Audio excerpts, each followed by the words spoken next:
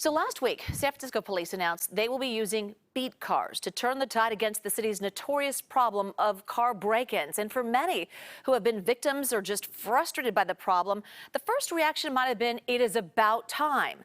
Well, Wilson Walker has been asking why now when some people have been asking this for a long time. Ordinance amending the police code to require rental car companies to provide written disclosures to customers, advising them to remove valuables. It has been a little over 6 years now since Frank Noto got so frustrated that he started the group Stop Crime SF. That's 2017. It's March of 2017. And the issue that compelled him to take action was the notorious San Francisco car break-in. Yeah, and 2017 was like the peak of it, right? It was the fifth window break-in since January 31st, 2017.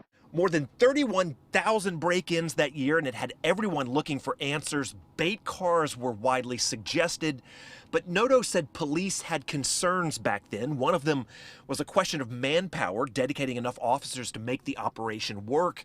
And another was that if officers were watching and waiting at the bait car and thieves did strike, pursuing them would be prohibited by rules established by the police commission. The fear was that you can't actually chase after these bad guys unless there's something, that endangers life under very extraordinary circumstances. Now, there is, of course, another way to use a bait car.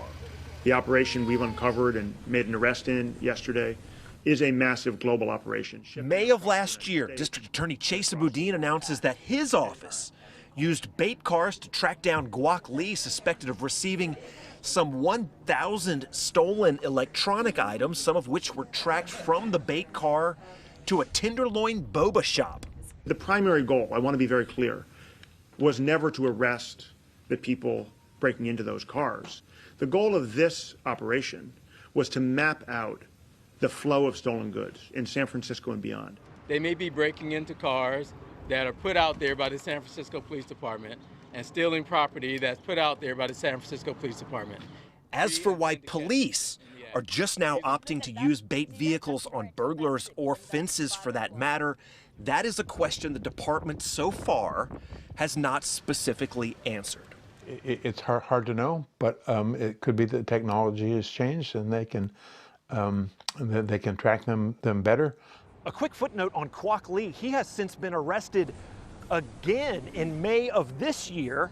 He was charged by District Attorney Brooke Jenkins' office with possession of stolen goods, marking his third arrest in 4 years. Now, back to the burglaries.